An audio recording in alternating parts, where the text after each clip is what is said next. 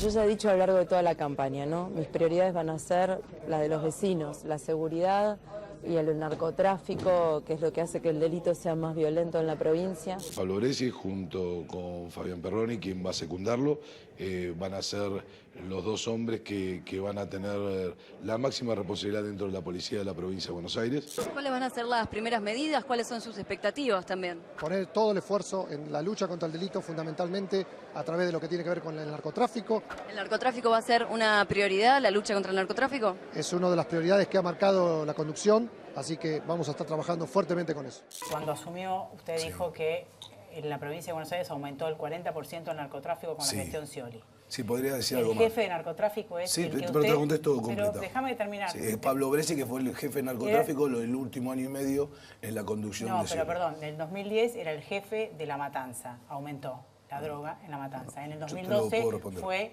en Quilmes, aumentó la conflictividad por droga en Quilmes. Pablo Bressi son de los policías más reconocidos en la lucha al narcotráfico en el continente.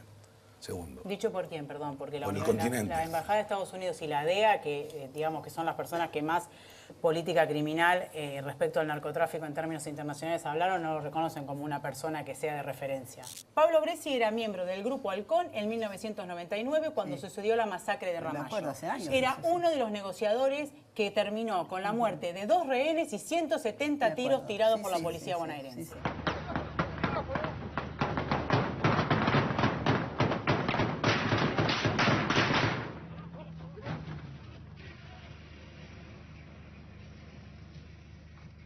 Lamentablemente tienen a uno de los cómplices del narcotráfico de jefe de policía, que es Bressi. ¿El actual jefe de policía? Obvio. Nosotros tenemos causas criminales en la causa de Mameluco. ¿Se acuerdan quién es Mameluco? Mameluco, un jefe narco de las villas de San Martín, fue detenido. Sé cómo combatir la delincuencia, sé cómo manejar la delincuencia, sé cómo ayudar a la gente del barrio.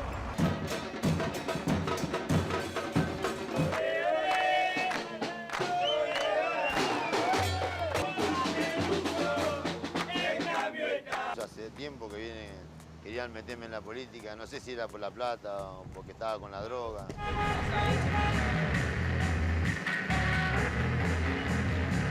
Entro a todos lugares, camino por todos lados.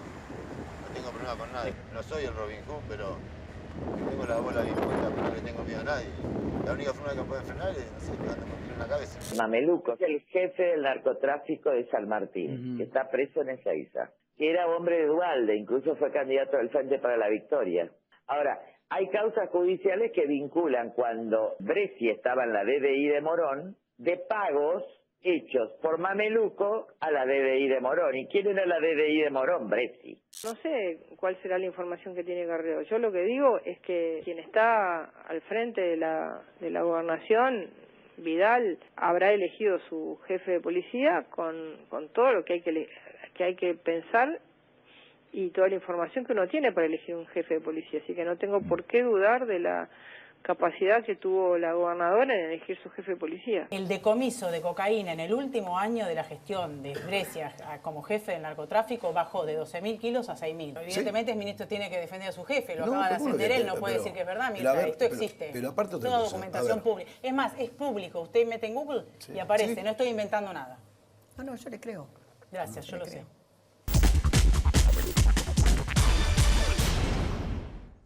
Finalmente hoy la gobernadora María Eugenia Vidal echó al jefe de la bonaerense Pablo Bressi. Tal vez haya que remontarse los tiempos del legendario Klotzik para encontrar un jefe de la bonaerense tan cuestionado y tan defendido por un ministro de Seguridad como Cristian Ritondo. Hasta último momento, de hecho, Cristian Ritondo negó la renuncia de Pablo Bressi. Incluso a los pocos minutos de que él estuviera negando la renuncia, aparece el texto de la renuncia, que en verdad es una salida elegante que le dan a Pablo Bressi para irse de la bonaerense, porque estaba un hombre hackeado por todo tipo de escándalos. ¿Sí?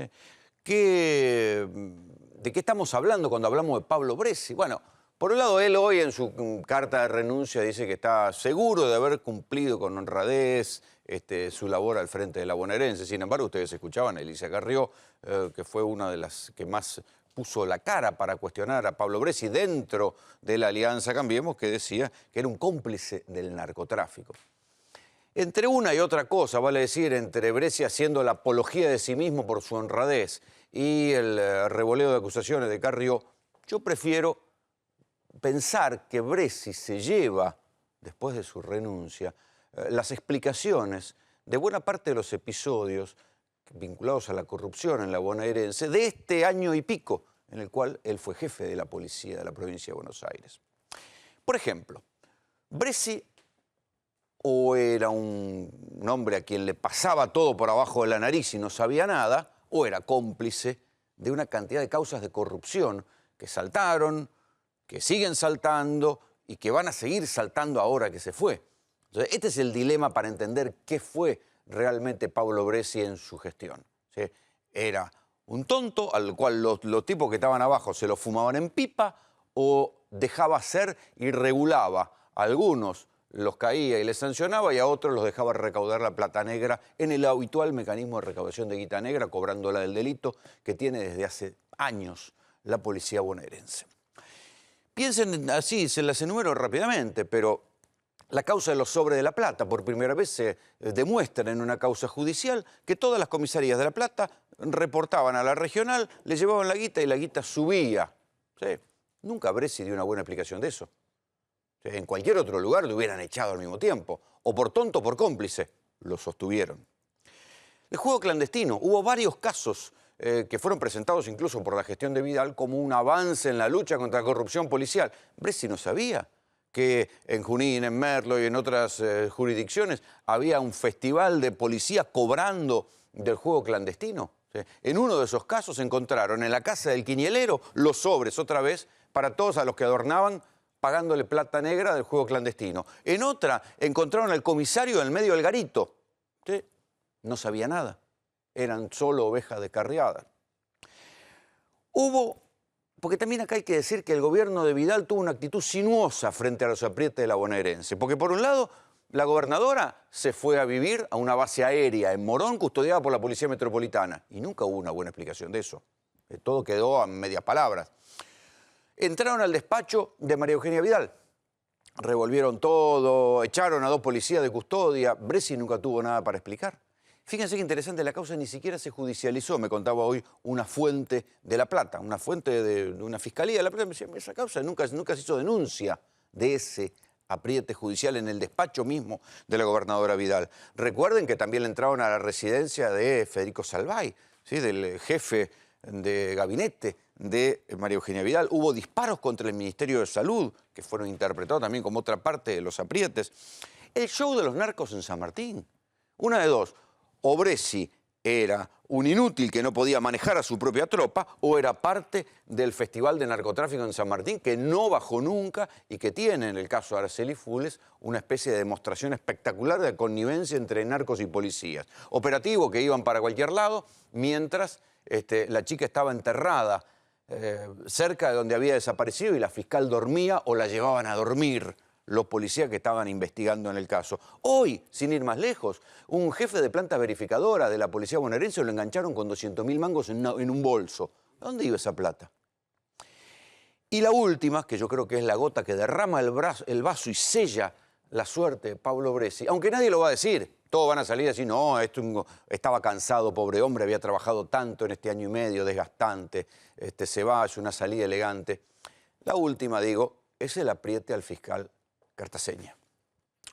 Porque lo que pasó con el fiscal Cartaseña, más allá que la propia bonaerense se echó a correr y la fiscalía se echaron a correr, que no, que bueno, Cartaseña estaba loco, tenía problemas, qué sé yo, qué sé cuánto. Miren, yo tuve acceso a la declaración de Cartaseña. Nadie la contó como se las voy a contar ahora. Y ahí se ve claramente que lo que pasó tiene que ver con la bonaerense. Y que fue un apriete claramente dirigido desde la bonaerense al fiscal por una causa que estaba tramitándose y que estaba empezando en la fiscalía, y también con un mensaje a la gobernadora Vidal. Me voy a tomar un tiempo para contárselos y se los voy a contar con todos los detalles. A Cartaseña, cuando le entran al despacho, hay algunas cosas que no se contaron demasiado claro. Estuvieron 1 hora con él. ¿Sí? No sabe si era 1 o 2 personas, pero lo tuvieron agarrado, ¿sí? Y ahorcado todo el tiempo, asfixiándolo, y lo tenían medio boludo, agarrado todo el tiempo. Lo filmaron. Él piensa que lo filmaron. y que en algún momento va a aparecer el video. Había una luz, le hicieron repetir varias veces porque lo tenían ahorcado y le decían que repitiera que él iba a ser para Vidal como Nisman para Cristina. Le taparon la boca con esos tacos, esos cuadrados tacos de papeles de varios colores que uno tiene en los escritorios. Le pusieron eso en la boca, además de que lo estaban ahorcando. En un momento dado le señalan una pila de papeles y unas causas judiciales que él tenía ahí cerca. Y una de esas causas, fíjese qué interesante, era una causa que explicaba la nueva recaudación en La Plata. El mismo día en que lo ahorcan o le intentan ahorcar a Cartaseña en su despacho, es el mismo día que echan al jefe de la regional La Plata, a Grasso, un nombre al que inexplicablemente no habían echado con el escándalo de los sobres. Era el que estaba por arriba de todos, incluso por arriba del jefe de la regional La Plata, más arriba todavía, y ese no lo habían echado. Lo que decía esa denuncia que acababa de recibir Cartaseña era que, le había contado un policía retirado, que había la plata de la plata, o sea, la plata negra que se recaudaba en el circuito de las comisarías de La Plata, se llevaba a una regional en Berazategui, porque ahí era más gente de confianza. O sea, que había un circuito de plata negra que seguía vigente y que iba a Berazategui, donde ahí parece que tenían gente de mayor confianza. O sea, ¿sería el jefe o quién sería? Esto es lo que decía la denuncia que tenía Cartaseña, que había recibido. Él estaba terminando el turno y le había llegado esa denuncia, ¿sí? Y nadie le había avisado de la gravedad que tenía. Él la había leído y se la había reservado para investigarla a él en persona. ¿Qué pasó con esa denuncia? No está más. El fiscal general o alguien o alguno de los auditores que mandó el procurador general, el Contegrán, se llevó esa denuncia, seguramente para investigarla a ellos. Quiero creer que no fue para enterrarla. Recuerden que yo les dije todo el tiempo que la bonaerense estaba mostrando los dientes en la causa de Cartaseña, y esto se confirma con la declaración que mantienen bajo 7 cajones los fiscales que están investigando esto. Cuando lo tienen a Cartaseña ahí atado, ellos le obligan a tirar el azúcar y o sea, él piensa que era una persona, que era un tipo que lo tenía agarrado del cuello, o que puede haber habido otro porque él veía una luz todo el tiempo que sospecha que era una luz de un celular. Por eso cree que lo estaban filmando. Todo esto lo declaró Cartaseña en la fiscalía. ¿Sí? Respecto del enigma sobre cómo podía estar cerrado con llave, y bueno, le explicó en la declaración que había una manera de meter la mano por la ventana y trabar una falleba, ¿sí?, de la puerta.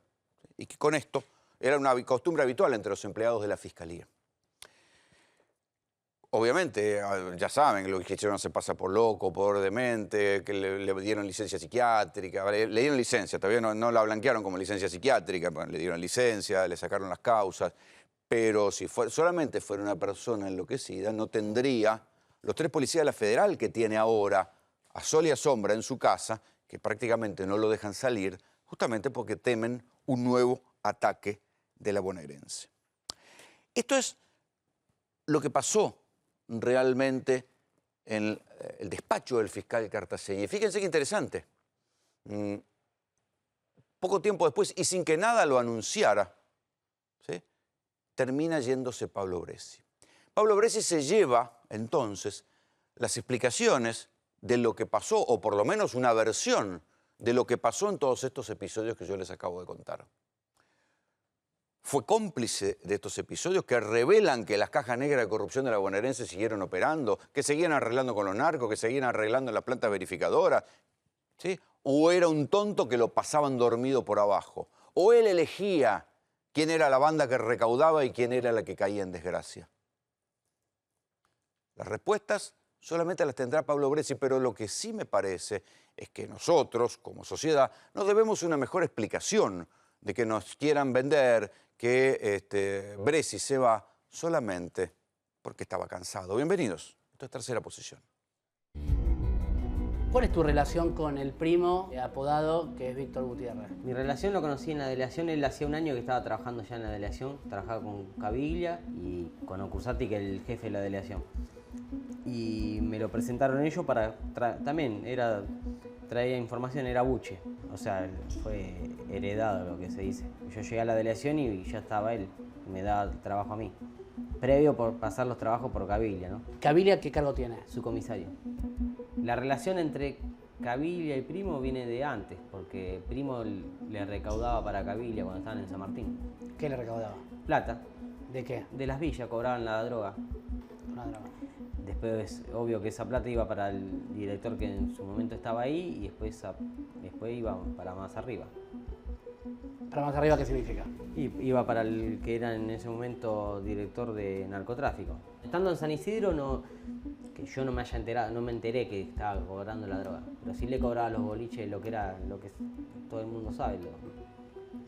La coima para seguir trabajando en inflación. El jefe de Ocursati, ¿quién era cuando se investigaba todo lo que se investigaba? Bressi. Bressi. Sí. En realidad la cadena es así, mi director, o sea, se la juntan para mi director se la lleva a Bressi.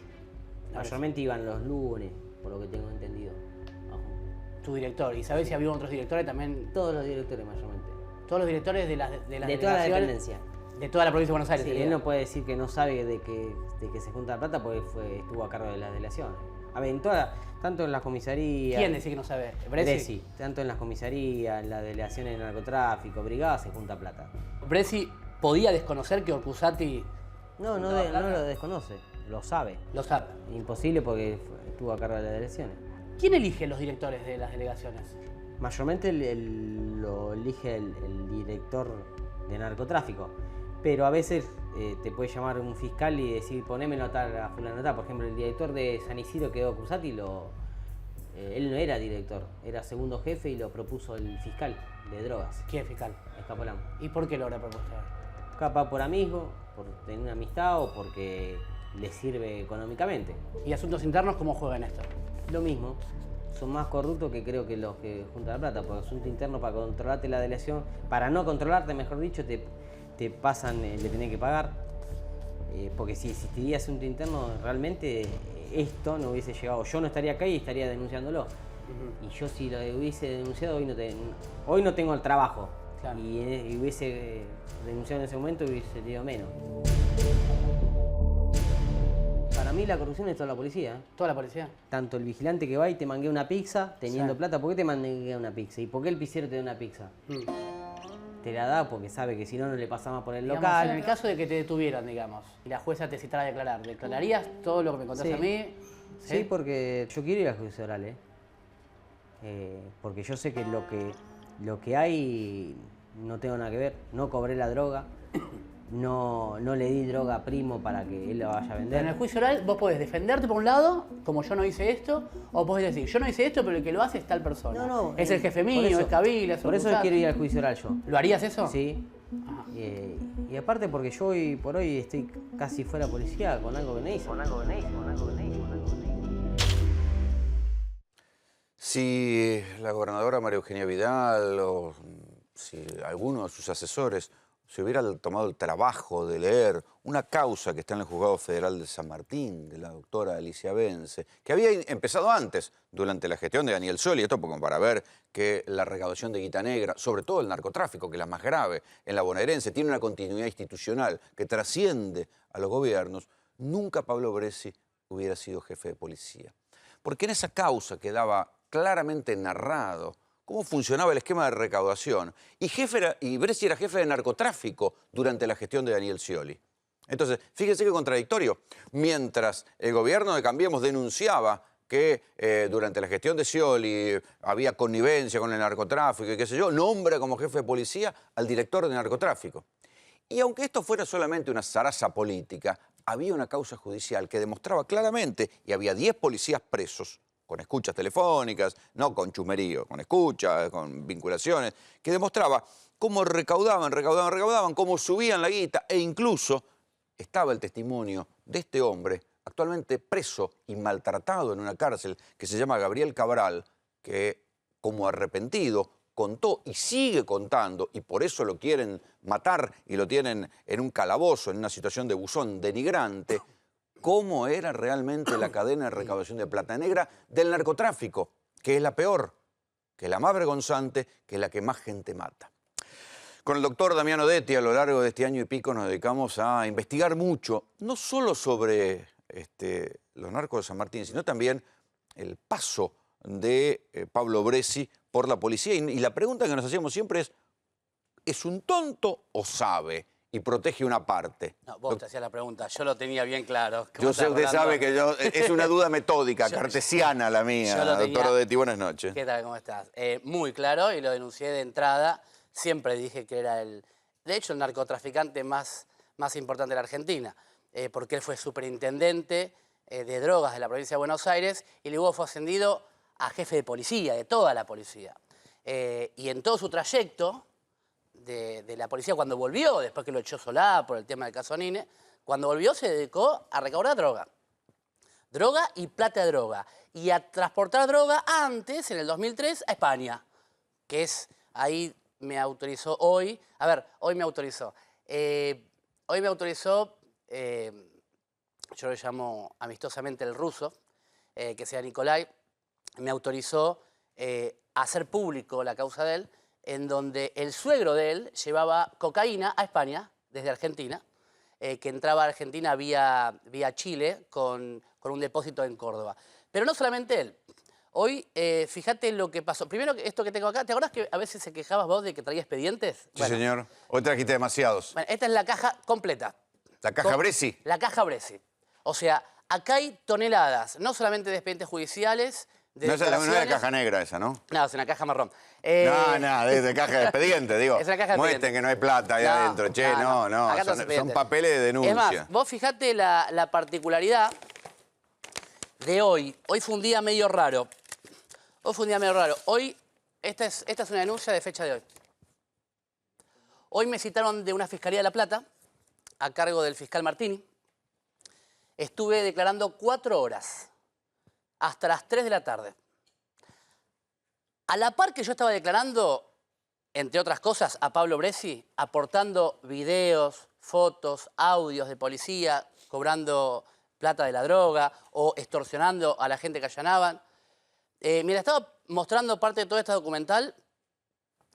Estaban allanando la delegación de Villa Tesey, donde detuvieron a este comisario por con los 200.000 pesos en el bolso.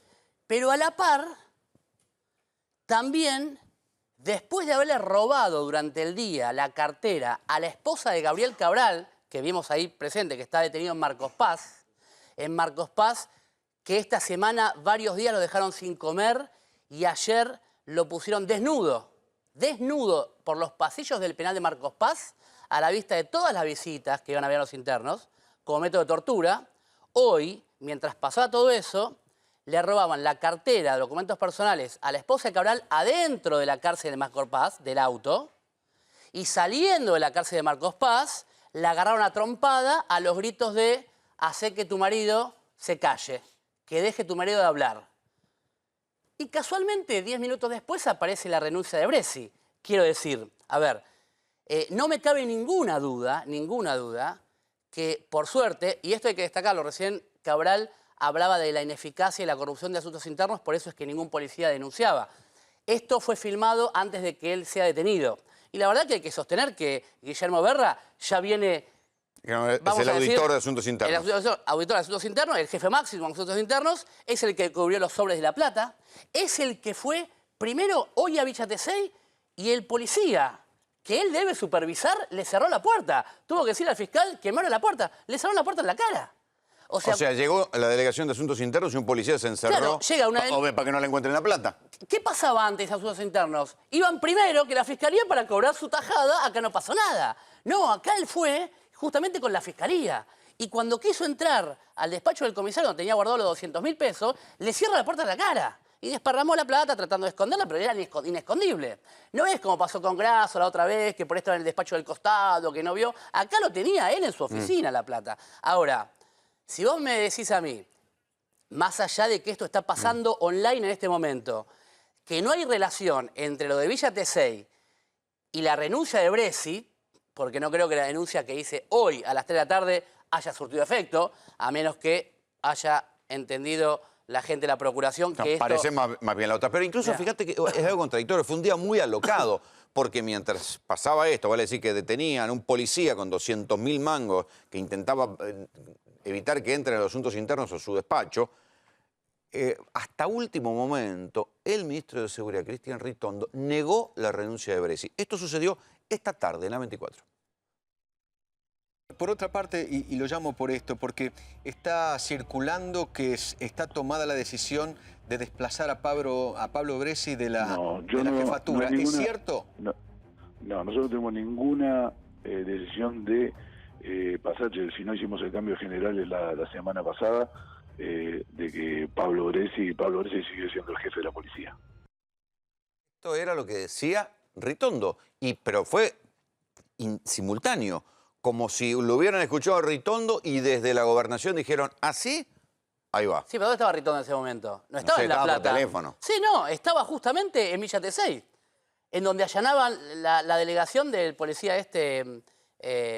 Miranda. O sea, estaba donde se encontraron los 200.000 pesos. Él estaba ahí, junto con... Es que ahí ese es el enigma. Es decir, bueno, ¿podía no saber Bressi que seguían recaudando plata a lo pavote, cobrándole a los narcos, de los autotruchos, cobrando y cobrando por todos lados? Sí. ¿O era una recaudación que en algún momento o él dejaba cero o llegaba hasta arriba? Mira, lo que yo tengo certeza, no sé si va a ocurrir, pero tengo certeza que ya tienen elementos para que Pablo Bressi vaya preso.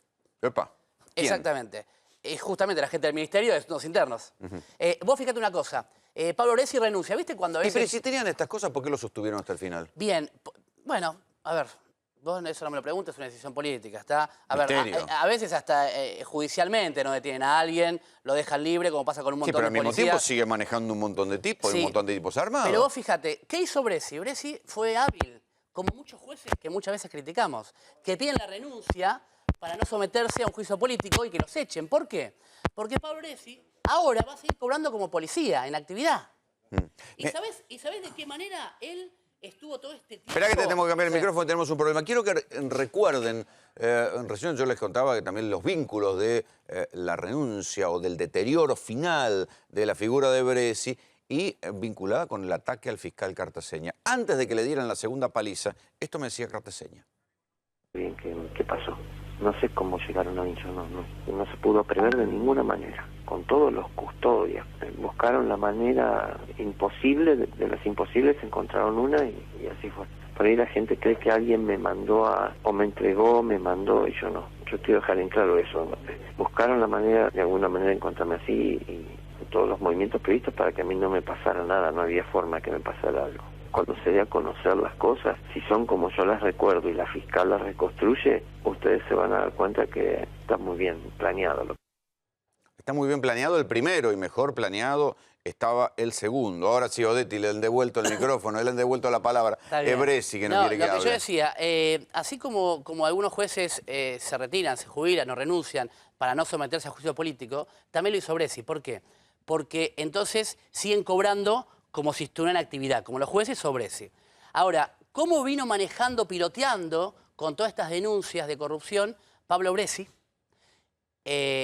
la plata que tenía guardada de la corrupción? Vos fíjate, si vos, a Pablo Bressi se le deposita la plata en el Banco Provincia, porque es empleado de la Provincia de Buenos Aires, y tiene otras cuentas en varios bancos privados y públicos. Ahora, vos sabés, si yo te pregunto a vos te cobras un sueldo, tenés que retirar todos los meses plata de tu sueldo para vivir. Claro. Y gracias que llegás a vivir. Él no retiraba plata. Él lo que hacía estos años era dejar el sueldo en el banco, con ese sueldo, con ese dinero, formaba un plazo fijo. Entonces iba figurando como que siempre tenía más ingresos para justificar la acción jurada. Pero vos me decís, ¿y cómo vivía? Con la plata negra que recibía, con esta plata que encontramos en Villa Tesey. Eso es lo que hacía Pablo Bressi. O sea que vos decís que seguía la recaudación. ¿Cómo? Vos sostenés que seguía la recaudación. Pero por supuesto y que llegaba él. Pero, Rolando, lo vemos todos los días, todos los abogados vemos la recaudación. Ya sabemos de la recaudación. El asunto es si él lo dormían o era parte. A ver, bien. Vamos a poner que una posibilidad es que Bressi sea desatento. En cuyo caso no puede ser jefe de policía. Bien, que sea pelotudo, al extremo, o que sea un corrupto al extremo. e inteligente. Pablo Bressi tenía esas particularidades. Era, aparte de corrupto, muy inteligente y muy seductor. Por eso es que él se compraba...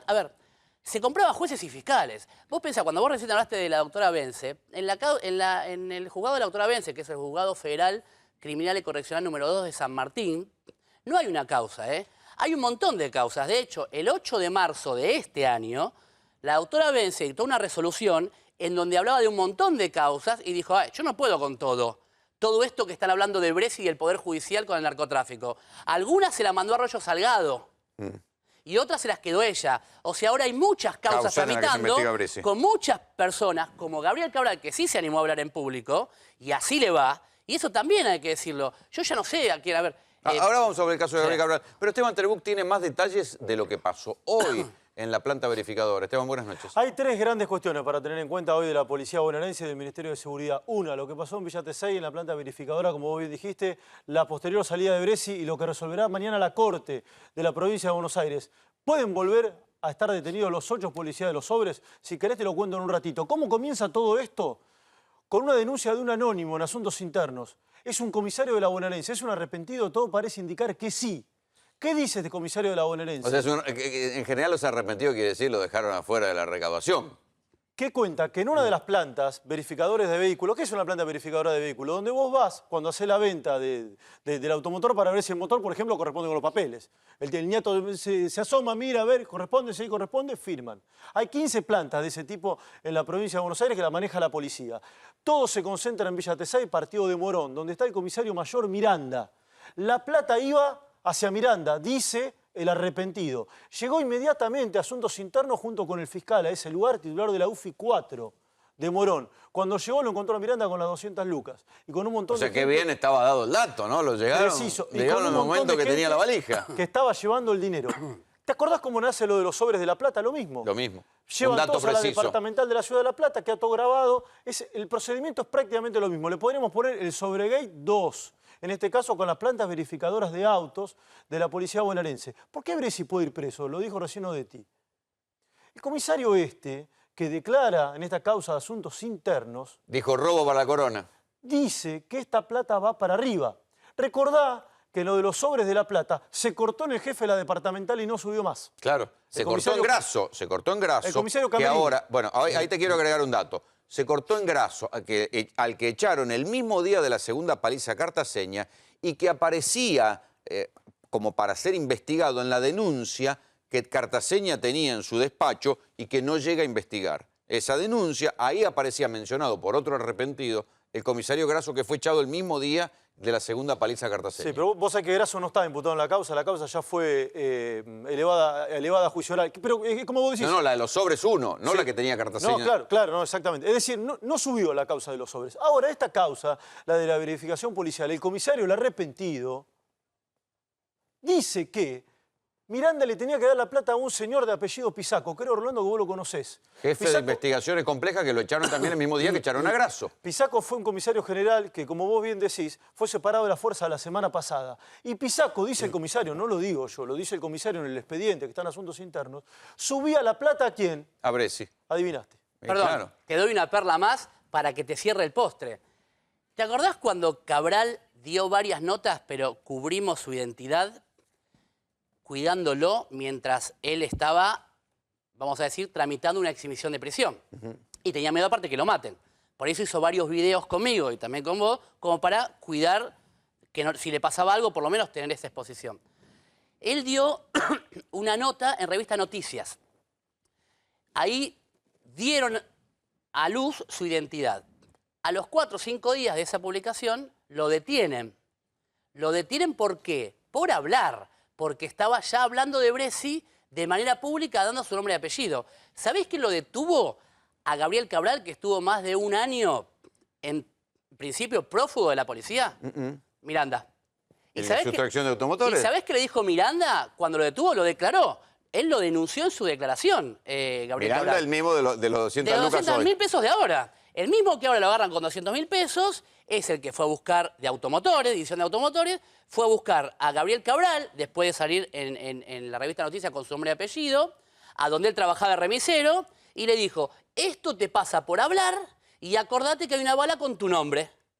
Este mismo Miranda, que lo detuvo, como gran policía que detuvo a una persona prófuga, ese que ahora está con 200.000 pesos. Y ese es el gran problema. Rolando, el gran problema, perdón, que cuando hay una línea de corte, que no llegan hasta arriba, es porque dicen, hasta acá lleguemos porque salta la ficha de que la plata va para más arriba. Enseguida volvemos, porque esto está pasando a los dos lados de la General Paz. Digo, tienen jefe de policía preso, José Potocar, el primer jefe de la policía de la ciudad, preso por recaudación de plata negra en comisarías.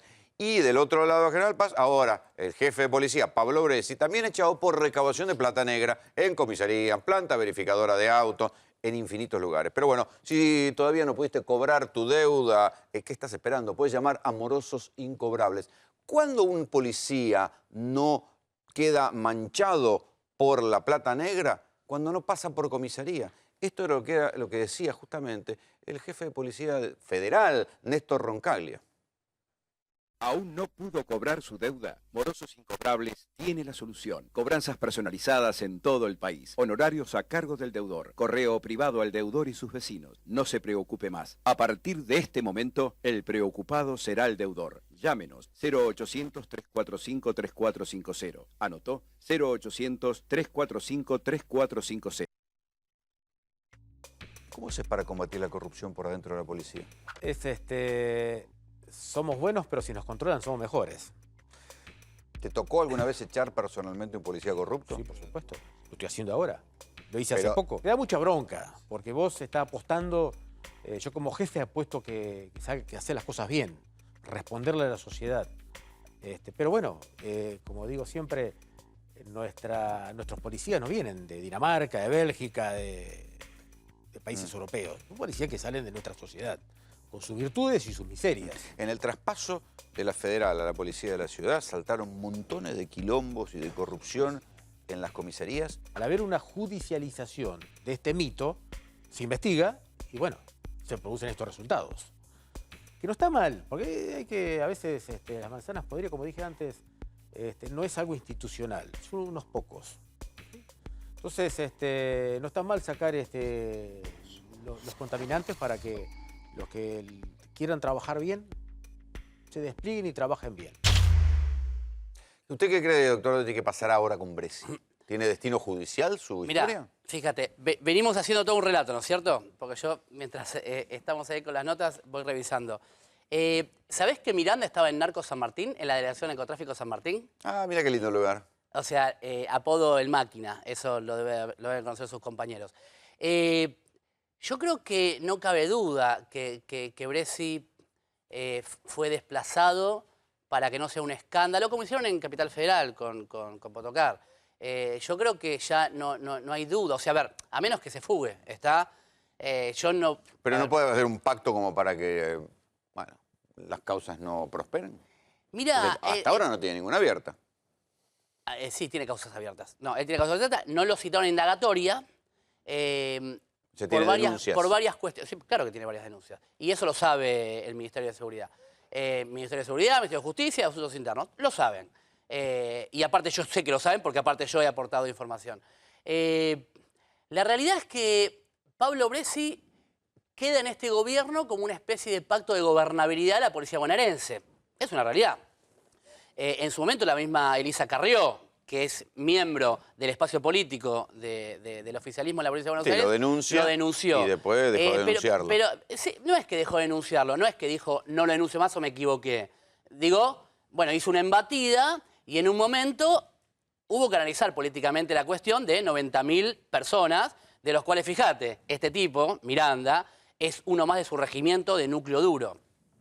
Lo mismo que Fuentes en la Superintendencia de Drogas, que la otra vez se mencionaba como para ir a reemplazarlo como segundo a Bressi. La realidad es que yo no creo que Bressi tenga suficiente información o carpetazos para darle al gobierno oficialista actual.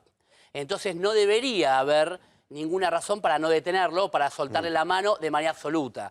Que eso podría sí pasar con Maskin, por ejemplo, o con los funcionarios anteriores, que vino trabajando mucho tiempo. Pero vos fíjate, 2 más 2 son 4. O sea, quiero decir, por muchísimo menos, por el 10% de todo lo que está pasando con Bressi, perdón, con la mitad de lo que vimos hoy, Potocar está preso en la ciudad de Buenos Aires. ¿No estuvo preso una semana un muchacho por conducir a 240 kilómetros por hora? Que hoy le dieron la libertad. O sea, fíjate, estamos hablando de un jefe de policía denunciado de cobrar dinero al narcotráfico, en donde en su gestión creció el narcotráfico, en donde hoy meten preso al que trabajaba para él en narcotráfico San Martín y que él mandó a detener a Cabral por denunciar la corrupción en la estructura. O sea, y dentro del Servicio Penitenciario Federal y en la calle, en la localidad de Merlo, atacaron a golpes hoy a la mujer de Cabral. O sea, quiero decir, la impunidad y el poder que tienen es tan grande que no nos deja ver o no nos deja entender por qué no está detenido. Ahora, yo creo que próximamente, no más de 2 meses, tiene que ser indagado Bressi y hay que ver si hay decisión ya política, pero no política partidaria, sino política de los fiscales judicial, que se animen a meterlo preso sabiendo que es un gran mafioso, ¿no? Gracias, Damián. Y hoy no fue el único tema del día, por supuesto. Hubo un embate contra la decisión de la Corte Suprema de aplicarle el 2x1 a los represores. Un embate, pocas veces que se vio tan rebelión judicial en los tribunales orales. Hubo una rebelión política. Hoy en el Congreso se votó una ley para desautorizar a la Corte Suprema, ¿sí? Y esa nueva mayoría automática, más o menos oficialista, que se estaba gestando en la Corte Suprema, quedó muy mal parada. En accidentes, Life Group es la única empresa que asesora a víctimas, abogados y empresas de todo el país. Si fue víctima de un siniestro, contáctese de forma urgente con Life Group, la única empresa en Argentina con 30 años de trayectoria ininterrumpida en la resolución de siniestros. Contáctese al 4373-4499.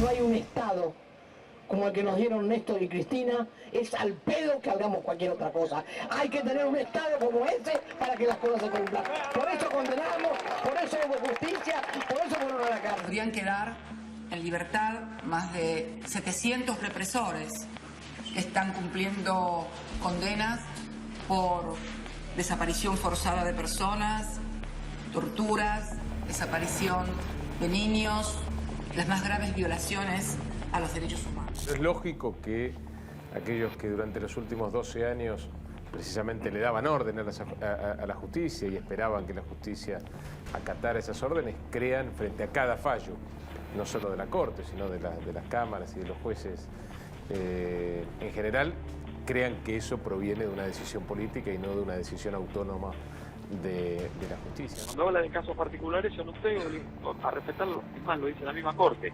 Cuando hay argumentos nuevos, en un fallo antiguo que se llama Cerámica San Lorenzo, cuando hay argumentos nuevos, los jueces no están obligados a tocarlo. Ese es mi argumento, que cuando se trata de un caso en concreto, si no, no tendría sentido la independencia judicial. No es que uno sea mal pensado ni esté en contra, ojalá tengamos que decir cosas buenas, pero nos levantamos con malas noticias y nos acostamos con malas noticias.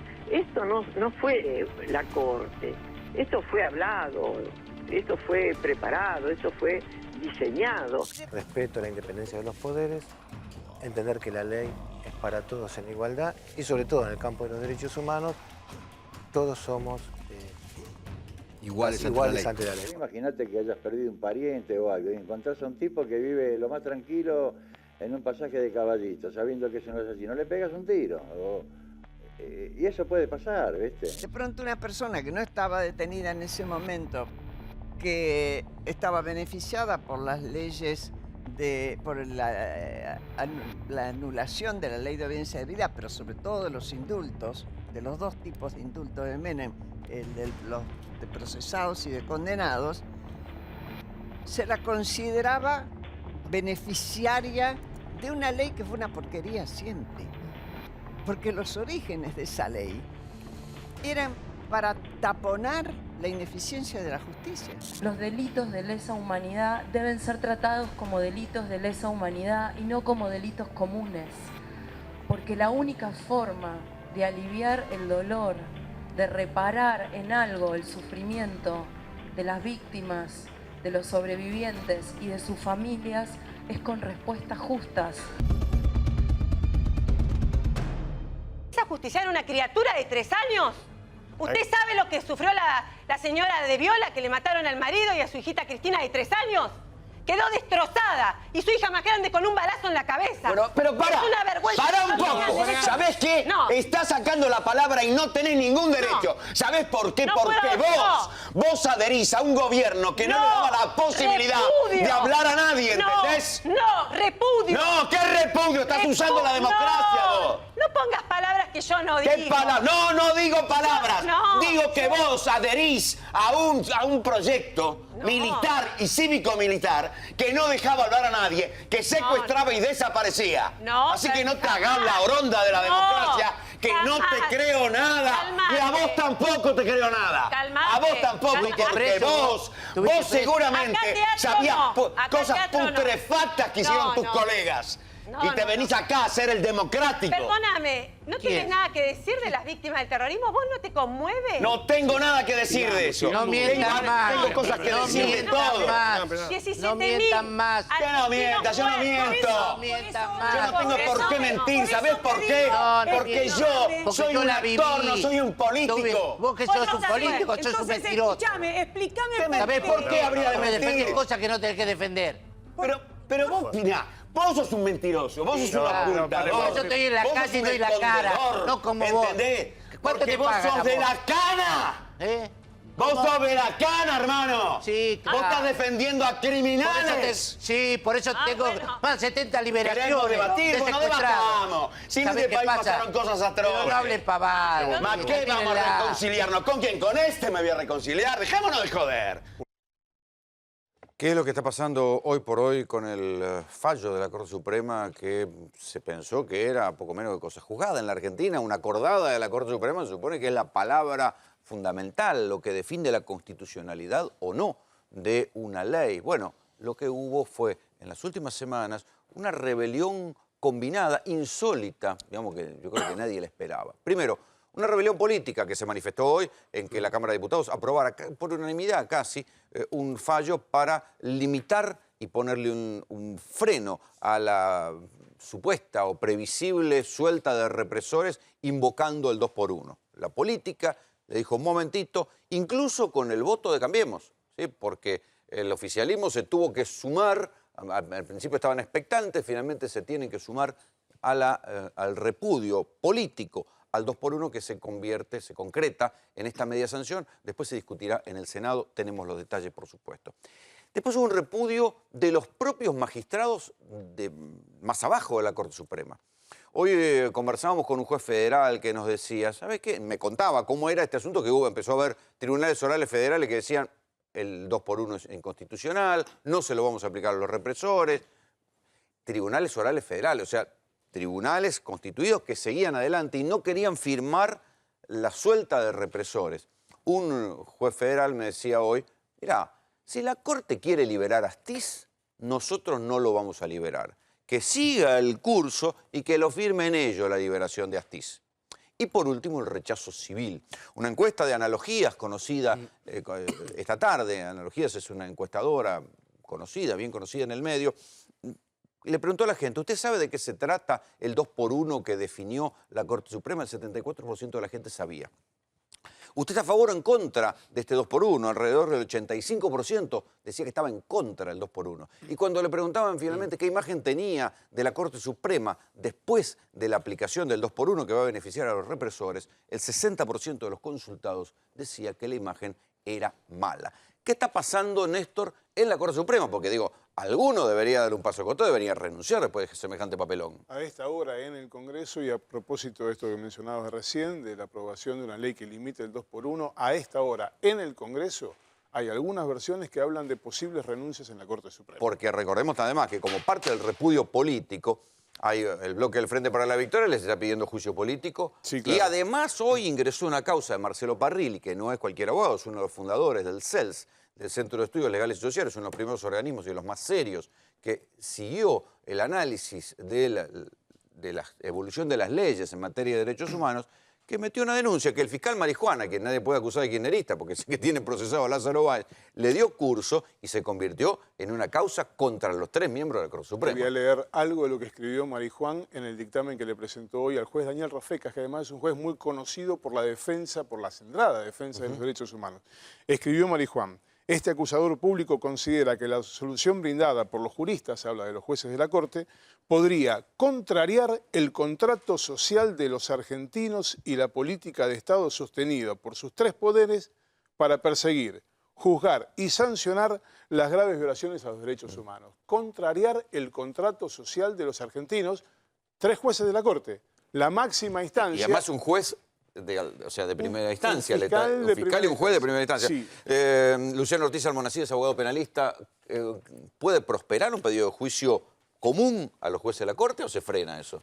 No, me parece que puede prosperar. Me parece también que es importante, aparte del juicio político, esto lo que vos hablabas, ¿no? Que importante la cantidad de fallos de primera instancia, de tribunales orales, la declaración de inconstitucionalidad. ¿Coincidís en que hubo una rebelión de parte de los jueces? No, yo no creo que sea una rebelión cuando no se aplique un fallo que es inconstitucional, que es ilegal, que no respeta bueno, leyes. pero la Corte se supone que es una palabra respetada en el ámbito jurídico. Si a la Corte no lo respetan los jueces que están más abajo, pero queda vos pintada. Fíjate lo interesante. No es muy jurídico esto de queda pintada, yo sé, pero bueno, no soy abogado. Lo interesante de este caso es que leyeron este fallo un montón de personas. Es la primera vez, por lo menos que yo recuerdo, que tantas personas leen y analizan un fallo de la Corte, y también. Y ahí ven los errores, porque los jueces cometen errores, y en este caso fueron garrafales.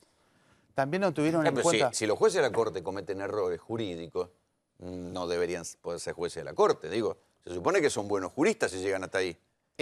Me parece que un juez se puede equivocar, pero en un caso tan importante, no. Me parece que ahí está el problema, porque tiene que ver con la política del Estado. Y lo que decía Marijuán en el requerimiento del 180 que le pasa a Rafecas de la denuncia de Parrilli, es el voto de Lorenzetti, ¿no? Que habla del contrato social. Ahí parece que son palabras de Lorenzetti. Y después, bueno, hay que ver cómo se va a investigar el qué gracioso, el gobierno quería echar a Lorenzetti, ahora Lorenzetti, que no votó, sale fortalecido. Y este punto que dice el doctor es fundamental. Los 5 jueces de la Corte son iguales, pero hay algunos que son más iguales que otros. Y el tema de que Lorenzetti haya estado en contra de esta decisión que tomaron otros 3 jueces no es un dato menor. La oposición de Lorenzetti, la disidencia de Lorenzetti no es un tema menor. Juan Pablo Godoy Vélez es consejero de la Magistratura de la Ciudad de Buenos Aires. ¿Qué clima hay contra esto de la Corte? ¿Cómo lo percibís? Es tremendo. Ahora, yo voy a disentir creo que en todo con Luciano. Primero, me parece que el prevaricato no va a prosperar. Aclara a la gente qué prevaricato. Básicamente, fallar en contra de la ley, ¿sí? Y lógicamente a sabiendas, ¿no? Si se trata de un juez. Es una manera de abuso de poder. Sí, pero me parece que no va a prosperar, porque en definitiva, por el contenido de la sentencia, obviamente es recontra discutible. Creo que todos los que estamos sentados en esta mesa estamos en contra de... No, Odetti estaba a favor. Bueno. No, Odetti está a favor. Bueno, los que están a favor, hasta ahora lo único que escuché es un fundamentalista del garantismo, por eso está a favor. Que es una aplicación, bueno, armónica de la ley, así que ya te voy a escuchar en su momento. A mí me parece que el prevaricato no va a caminar. Porque es opinable, querés decir vos. Es como la discusión de si la causa del dólar futuro es judiciable o no. Sí, yo creo que no es algo tan claro y tan tajante como para que pueda... Y además, es una cuestión de puro derecho, digo. Salvo que alguien venga con la prueba, con un video... Está bien, pero los diputados están diciendo que ignoraron deliberadamente una ley. ¿Cómo?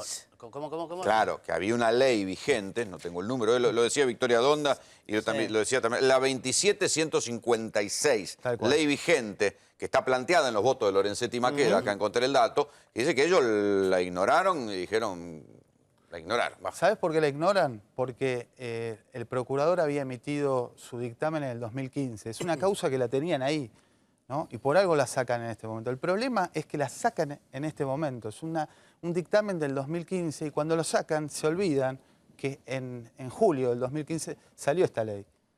Y el contexto, porque están negando lo que es un crimen de lesa humanidad en el fallo.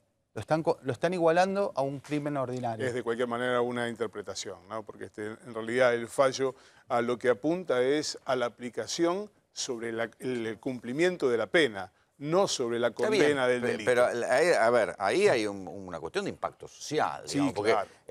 así dicho es jurídicamente discutible con la frialdad de la estadística o del debate jurídico, pero hay que ponerle el gancho a la liberación, como pidió hoy, de un represor de la Perla llamado el Chubi López, que está condenado a ultraprisión perpetua por 280 y pico de crimen y 380 y pico de secuestro. ¿Quién le va a poner el gancho a eso? Decir, sí, señor, Bueno, usted puede volver a transitar por la calle, deje la picana en su casa, por favor. Tenés el pedido de que se le aplique el 2x1 de Checolás también. Ya enseguida salió corriendo a pedirlo. Claro. Lógico, bueno, Sí, todos pero- lo van a hacer. pero ahí volvemos siempre- Esperemos, antes de esto vamos a recordar un poco qué decían los represores.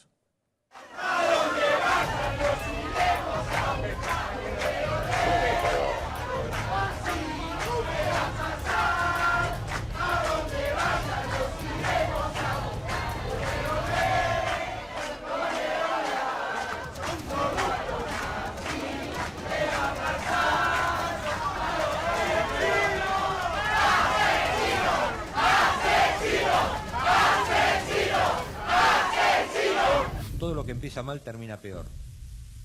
Estamos claramente ante este segundo caso. Todo esto va a terminar peor. Ostentamos el dudoso mérito de ser el primer país en la historia del mundo que juzga a sus soldados victoriosos, que lucharon y vencieron por orden de y para sus compatriotas. Frente al desaparecido, en tanto esté como tal, es una incógnita el desaparecido. Si el hombre apareciera, bueno, tendrá un tratamiento X. Y si la desaparición se convirtiera en certeza de su fallecimiento, tiene un tratamiento Z. Pero mientras sea desaparecido, no puede tener ningún tratamiento especial. Es una incógnita, es un desaparecido. No tiene entidad, no está. Ni muerto ni vivo, está desaparecido. Quiero ratificarles a los abogados sentados a mi izquierda, que componen el Tribunal Especial Federal número 5, ahora ustedes pasan también a ser partícipes de la citada persecución política.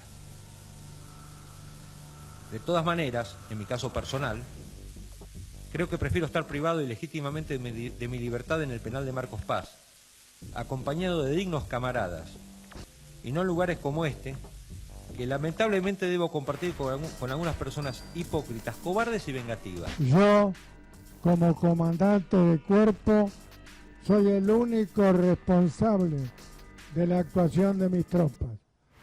Por eso, a mis dignos subordinados de entonces no se les puede imputar nada, y menos privarlos de su libertad, como ilegalmente se ha hecho con muchos de ellos. Queremos matar a todos los montoneros del gobierno. Así nomás. La Cristina, el Kirchner, los montoneros que no matamos están en el gobierno. Que no matamos. ¿Usted participó de algún crimen que quiera confesar ahora? ¿Sabés quién era mi jefe de cadetes? ¿Quién era? Teniente Coronel Jorge Rafael Videla. Para mí, mi ídolo. ¿Su ídolo? Uno de mis ídolos, el otro Pinochet de Chile. ¿Qué habría que hacer con este gobierno? Bueno, hay un compilado de voces de represores. Pues claro, porque si no, el debate jurídico no se encarna en quiénes son, porque pareciera que después de los años, uno se olvidó quiénes eran estos muchachos. Ahí acá Néstor Espósito me contaba que ese señor canoso de cejas negras, que nosotros recordamos que es Luciano Benjamín Menéndez, el represor de la zona norte, digamos, el tipo que una vez, como lo molestaban los periodistas a la salida de un programa de Bernardo Rodeno, está ya en el gobierno de Alfonsín, arrancó con un cuchillo de paracaídas contra los mobileros. Ese señor siempre tan afecto al diálogo. ¿Cuántas condenas a perpetua tiene? 11 condenas a prisión perpetua. ¿Cuánta gente habrá matado? Es imposible de contarlo. Es imposible de contar. Arriba de una luca, seguro. Sí, además con responsabilidad mediata o inmediata, es decir... Porque él iba personalmente. Yo lo mandé, claro. Y además él iba a las sesiones de tortura, digamos, ¿no? Porque estos se jactaban de que conducir la tropa era ir a las sesiones de tortura y estar ahí arengando a la tropa para que obtuvieran mejores resultados, ahora sí para que mataran más gente. Y no se terminaron, porque hoy, justamente hoy, la Cámara de Casación le rechazó el cese de la prisión preventiva en un juicio por delitos de lesa humanidad cometidos en Jujuy que se está llevando a cabo en estos momentos, es decir, que podría seguir sumando condenas. Pero perdóname, Rolo, el fallo de la Corte no habilita los pensamientos retrógrados de esto que vimos. Puede gustar más o menos el fallo de la Corte, pero no está en consonancia con estas cosas que hemos escuchado. Bueno, está bien, pero la Corte Suprema es un tribunal que tiene que tener una apertura a lo político. Pero lo suelta. Digamos, y lo sabe. Digamos, estaba abriendo la puerta para que este tipo de muchacho vuelva a la casa. A todos. Juan José Locinos, abogado penalista, buenas noches. Buenas noches. ¿Tu mirada sobre esto? Mira, mi mirada es una mirada muy particular. Yo creo que el 2x1 surge como consecuencia de la negligencia y de la desidia judicial. Cuando los jueces no trabajan en tiempo y forma, cuando no llegan a juzgar y a terminar una causa respecto de un imputado, el Estado, a modo de indemnización, le empezó a computar a los imputados luego de los 2 años 2x1. Si yo te contara que, lamentablemente, la Ciudad de La Plata siempre es noticia por cuestiones policiales, por cuestiones de corrupción. En la sede de la bonaerense. ¿Cómo? La sede de la bonaerense.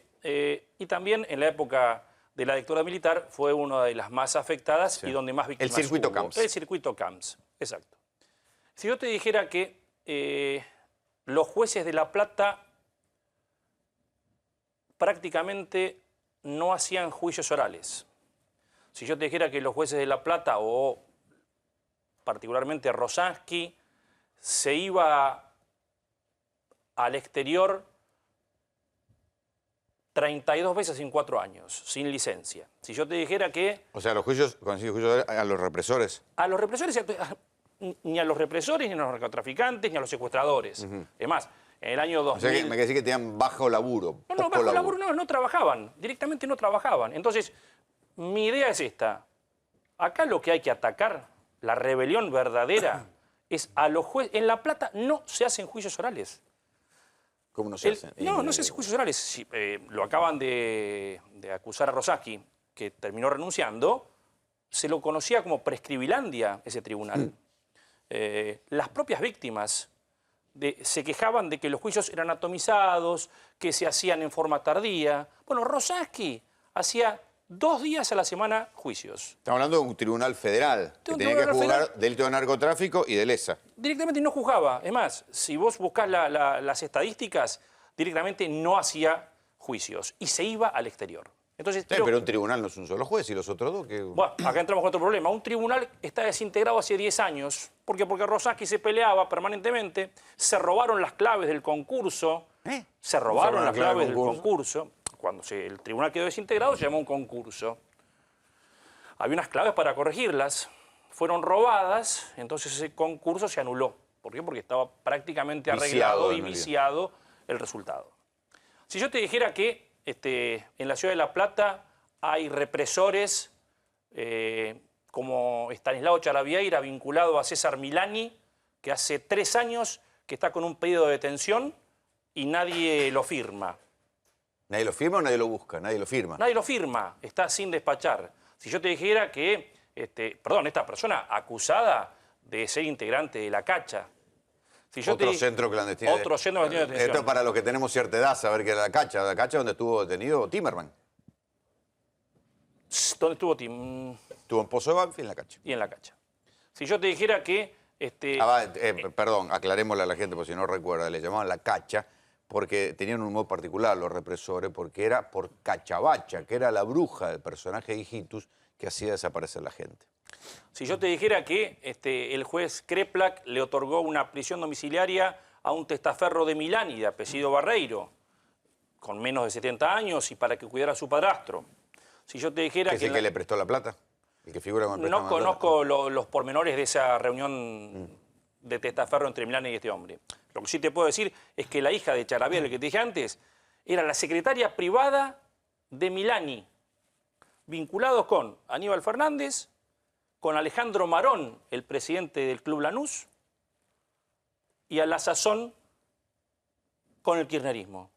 Si yo te dijera que Carlos Rosansky es una persona que ha engañado a los derechos humanos pintándose como un paladín y en definitiva es una persona que ha generado situaciones de una injusticia tremenda. Perdón, doctor, pero ¿qué tiene que ver todo esto con que Astiz salga en libertad?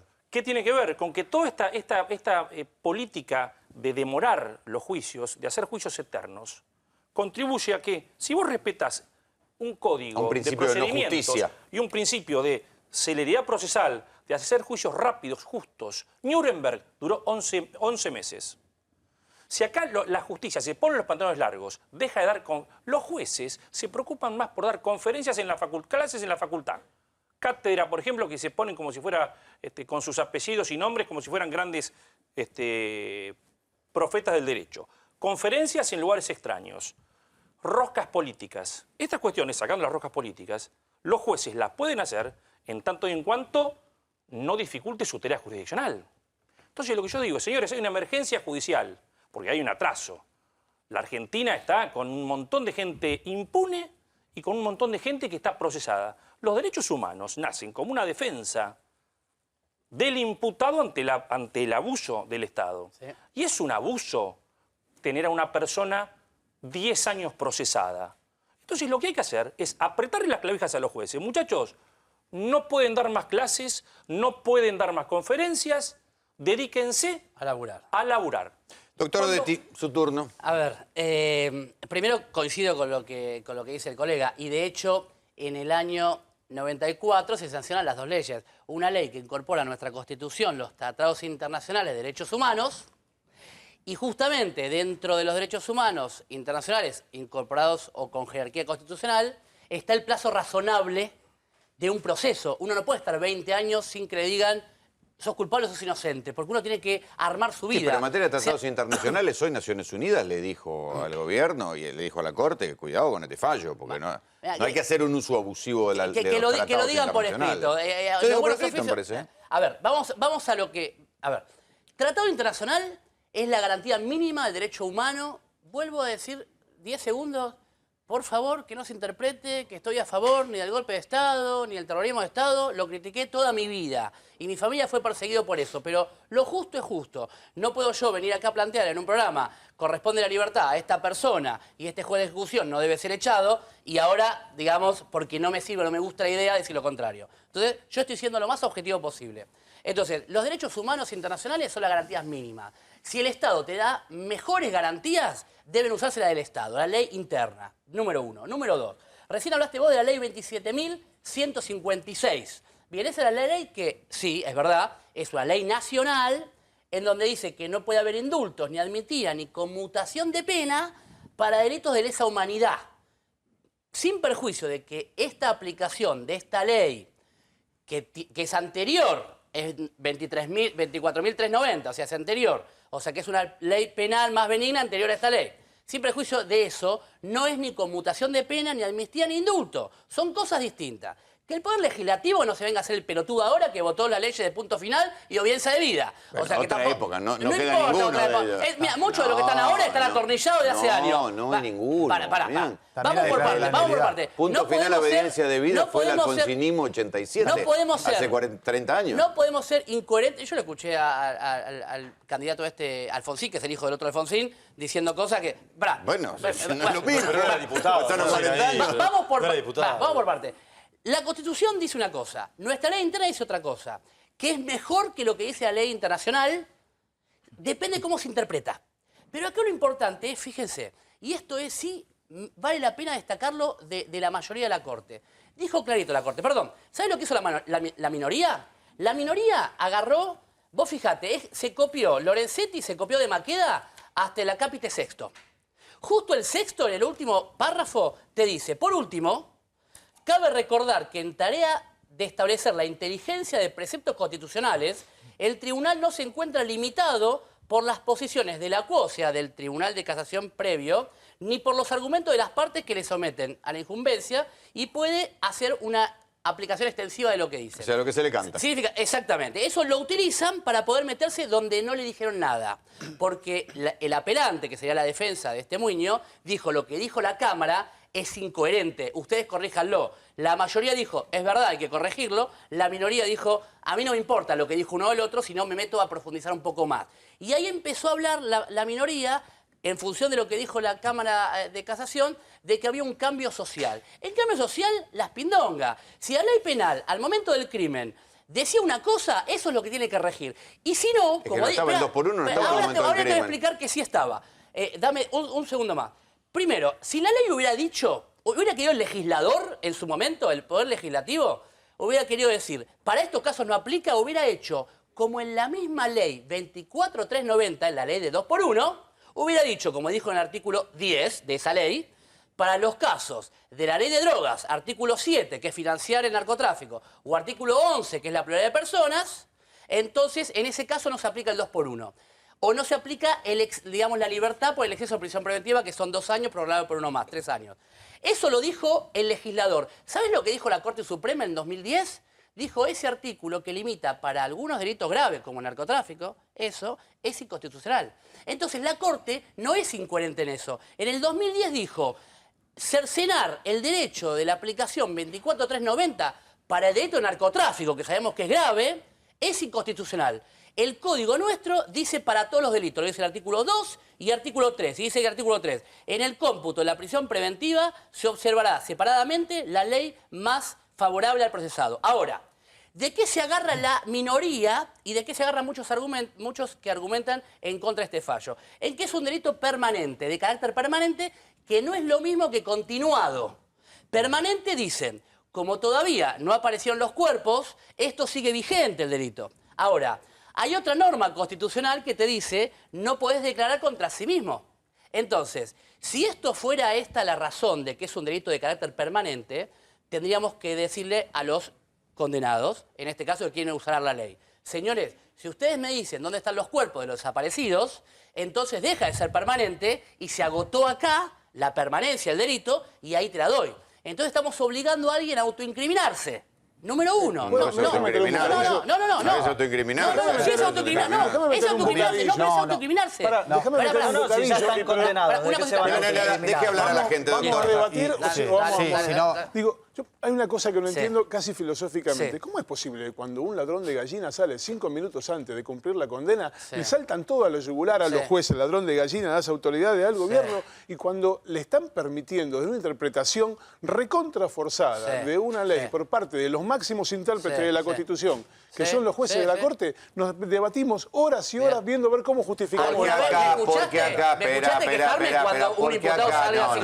acá hay una pirueta ideológica, muchachos. Me parece que acá hay una pirueta Yo mantuve la coherencia ideológica. siempre. Acá hay una pirueta ideológica, digamos, hay un sofisma ideológico. Y es que el garantismo forma parte de un corpus de la izquierda. Y esto se está utilizando para favorecer a la derecha. Es una pirueta ideológica. Una pirueta ideológica. Entonces, eso es un sofisma. Y un sofisma no puede ser un fallo de la Corte Suprema. Para que recordamos, para que el doctor recupere la memoria, estos son los muchachos que se iban a beneficiar con el 2 por 1.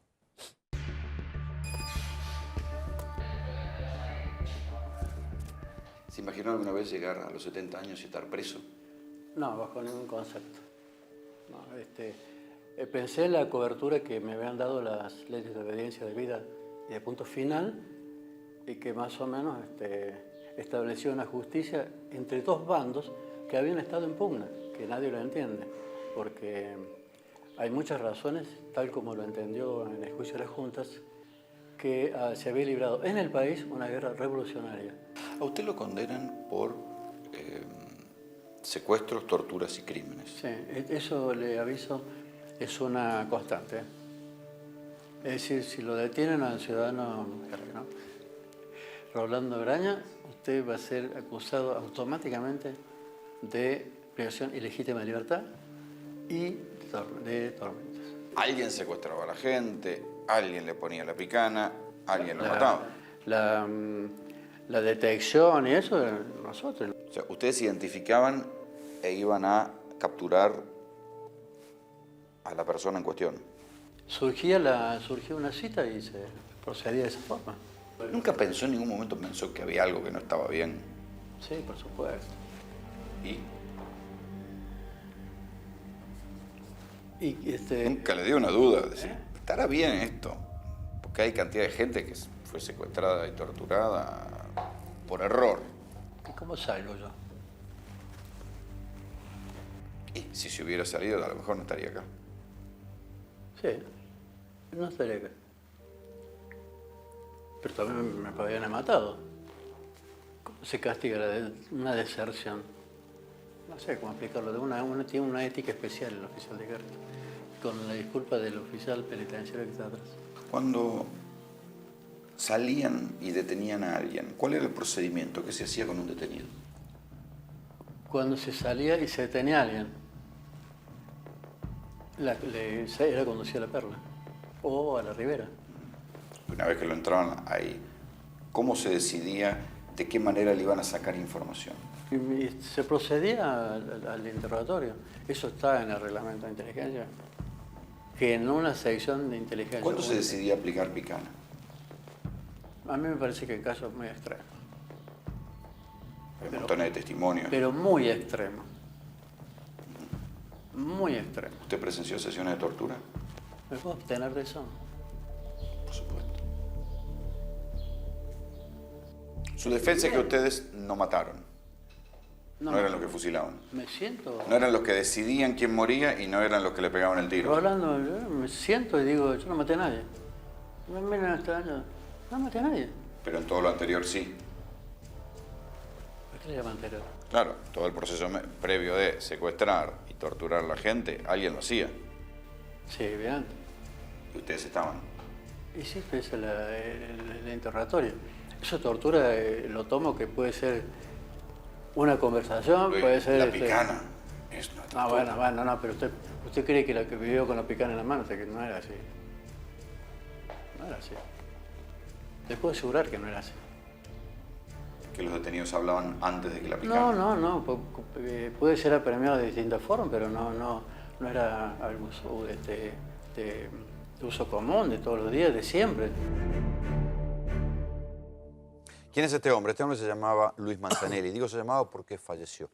Murió antes de enfrentar el juicio oral histórico, que fue, junto con el de la ESMA, tal vez el juicio más importante de los centros de represión, en La Perla, Córdoba. Luis Manzanelli era un hombre de picana llevar en el centro clandestino de La Perla. Esto decían sus víctimas. ¿Cuánta gente pasó por acá y cuánta gente murió acá? Y yo tengo entendido que más de 2.000 personas pasaron por acá y sobrevivimos entre 100 y 200 personas, calculo. O sea que es el segundo o tercer centro clandestino más grande del país. Segundo. Sí. Segundo. O sea, después de la ESMA, esto. ¿Cuál era la particularidad de este centro clandestino de detención? Digo, pues en la ESMA se cometió el horror de tener una maternidad, hubo gente de mucho tiempo, en Campo de Mayo, por ejemplo, la gente la tenía poco tiempo y la mataban. ¿Cuál fue la particularidad de esto? Yo creo que fue para el exterminio personal de derechos humanos, se violaron todos los derechos humanos y yo creo que fue para la anulación del ser humano. Yo creo que fue un plan sistemático muy bien organizado, así como lo fue el secuestro de las familias íntegras, los militantes, y también de los niños. Yo creo que al poner como ejemplo esta de La Perla en Córdoba, yo creo que fue la más sanguinaria, la que demostró que realmente tenían un plan muy bien. Ustedes identificaban e iban a capturar a la persona en cuestión. Surgía una cita y se procedía de esa forma. O una cita o la del dato de El grupo de ustedes era de los que secuestraban a la gente. Detenían en todo caso. Manzanelli, ¿cómo era? Yo recién lo conocí a Manzanelli cuando le hicimos un escrache, estamos hablando del 2000. Él fue el que me torturó a mí. ¿Él en persona? Él ¿Y cómo sabes? Porque después supe, me contaron que el que manejaba la picana en ese momento era él. ¿Que manejaba la picana? Sí. ¿Acá en La Perla? Acá. Me acuerdo de todo esto porque sí, con la venda así todo podía ver esto.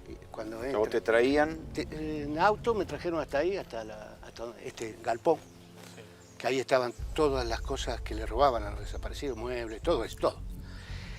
Me traen acá y la cosa primitiva, animal, bestial, ¿no? Había un entusiasmo exorbitante, hilarante, desopilante, una cosa de ellos, ¿no? Excitación porque traían No, estaban excitados como una presa de caza. Exactamente. ¿No? Te traen, ¿y qué pasa? Me torturan 3 días seguidos.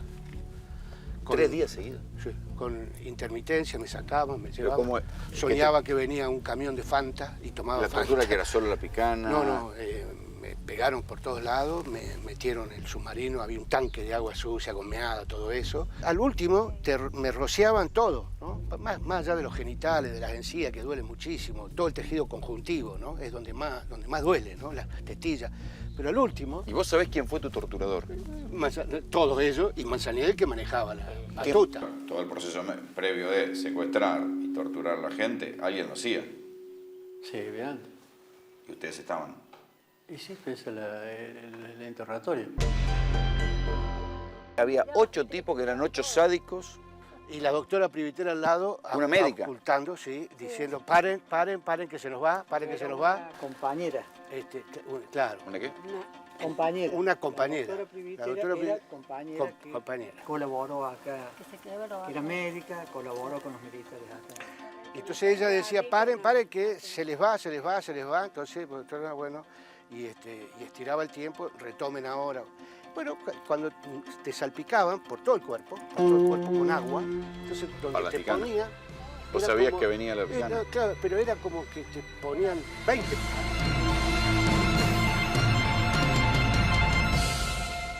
¿Qué se sabe, Néstor, de quiénes son los personajes, quiénes están detrás de la solicitud del beneficio del 2x1? La lista es interminable, porque el fallo de la Corte abarca a todos, absolutamente a todos los condenados, procesados y detenidos por delitos de lesa humanidad. Vamos a tomar solamente 6 nombres que son los más emblemáticos. Este es el primero, Alfredo Astiz. Condenado, tiene condena de cumplimiento efectivo y está en prisión actualmente, y es uno de los que ya ha solicitado o ha insinuado que va a solicitar el beneficio. Y esto es lo que yo te contaba antes, ¿no? Que es uno de los que motiva la rebelión de parte de los tribunales orales. Dice, ¿quién le va a poner la firma a la suelta de Astiz? El tipo más emblemático. A ver, para que recordemos, Astiz es un personaje de fama mundial, porque no se privó de nada, secuestró a una ciudadana sueca, secuestró y revolvió en los vuelos de la muerte a las monjas francesas. Digo, es un personaje de fama mundial. Ese tipo nunca pudo salir de la Argentina durante años, porque si salía de la Argentina iba preso. O sea, tuvo la obediencia debida, el punto final lo beneficiaron con una especie de cápsula por el cual no podía, o sea, podía andar y deambular por la Argentina, y no podía salir del país porque donde salía, ¡pum!, preso, y ahí se comía una condena como la que está purgando también el revoleador de gente, Silingo, que creo que son 100 condenas a perpetua en España, porque allá no hay 2x1, en los tribunales internacionales, que por cierto son mucho más serios que la justicia argentina, no hay 2x1 ni que 8 cuartos. También, pero acá la hay, la ley, ese es el problema. O sea, tenemos un antecedente... Tenemos un antecedente de hace años que todos ponemos como paradigma, Robledo Puch. Sin ley que lo habilite sigue preso. Damián, no tiene nada que ver. Sí, no, sí tiene que ver, porque entonces estamos hablando... Es un crimen de lesa humanidad. A ver, no estás mezclando las cosas. Pero vamos a legitimar la discrecionalidad judicial. No es discrecionalidad. Hay debate jurídico. El problema no tiene nada que ver. Es un delito donde además el Estado encubrió deliberadamente. Perfecto. Y los tratados internacionales dicen que se debe perseguir, se debe juzgar y se debe condenar. Pero en la aplicación luego de la pena, porque esta gente fue condenada. O sea, quiero decir, hubo una condena que un tribunal dijo, a vos te caben 10, 20, 15 años, 18. En esa aplicación de la pena, que necesariamente, a menos que mueran en prisión o tengan prisión domiciliaria, en algún momento van a ser liberados de esa pena, va a agotar la pena. ¿Me dejás para clarificar esto? No, pero es que estoy tratando de clarificar porque yo estoy escuchando cada barrabasada, entonces, de gente que no conoce derecho. Yo soy abogado.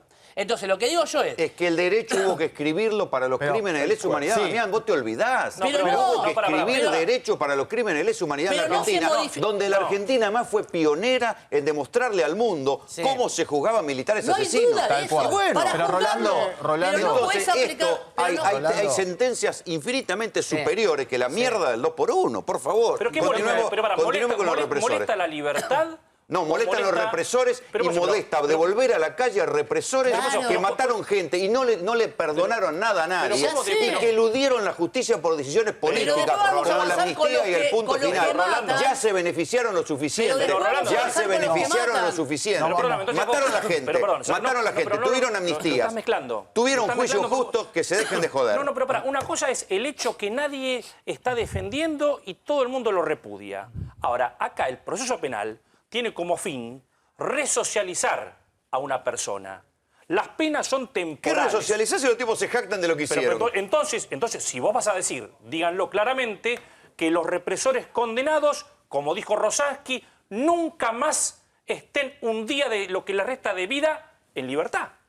Claro. Entonces, si vamos eso se llama una perpetua. No, pero no existe eso en la Argentina. Estamos tirando derecho penal a la basura. No es así. Es más, perdón, Muñoz fue condenado a 3 años de prisión. Entonces, en definitiva, acá lo que molesta es la libertad.